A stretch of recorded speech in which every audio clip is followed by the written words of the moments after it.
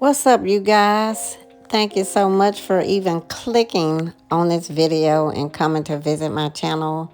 I truly appreciate it. If you could do me a huge favor, if you end up watching this video, please give me a thumbs up.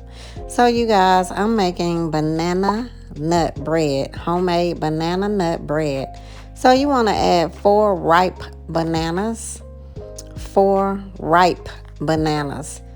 So it's better if you have them just sit out and be ripe.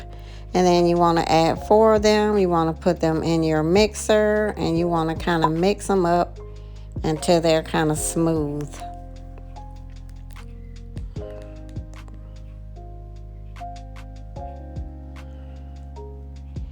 So just mix them up until they get a little bit kind of smooth and not as chunky. So you guys, I'm a hairstylist, but of course I'm a wife. Been married this August the 14th of 2023 will make 20 years of marriage. So I gotta cook sometime, you guys. So I'm starting to do more cooking and baking. Now you guys, you want to add 1/3 cup of melted butter. Make sure that the butter is melted so that you can get it incorporated in here pretty well. The recipe requires for melted butter. You know, some recipes, you know, you can just have the butter kind of soft, but this one specifically asks for melted butter.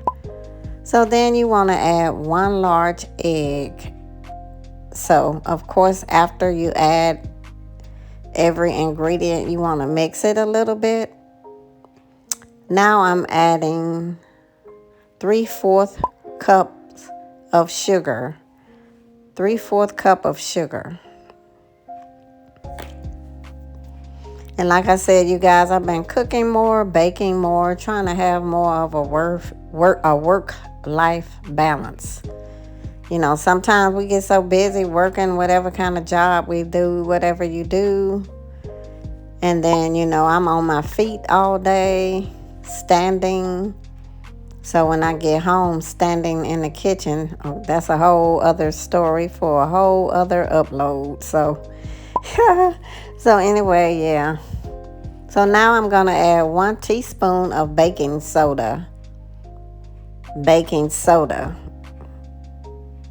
Not baking powder, but baking soda. So you see me shaking up this vanilla. I got this vanilla when we were out of town, so that's why it may be a brand you're not familiar with. Now you're going to add 1 teaspoon of vanilla. Whatever brand of vanilla you choose, but 1 teaspoon. And so you guys, you got to start baking, cooking, you know. And then you guys, here we go with the salt. It's kind of weird to me how some recipes, you know, require salt. You know, you wouldn't think you would put salt in a cake or a loaf, but you're going to put 1 teaspoon of salt. So my husband and I, we don't eat much salt. So that's why you see me with the low salt. Now, you can use low salt, or if you use regular salt, that's up to you. But I use the low salt. So anytime you see me on here, I'm probably going to be using low salt. So now you're going to add 1.5 cup of all-purpose flour. 1.5 cups of all-purpose flour. So I have the Pillsbury, as you saw. Then you just want to mix well.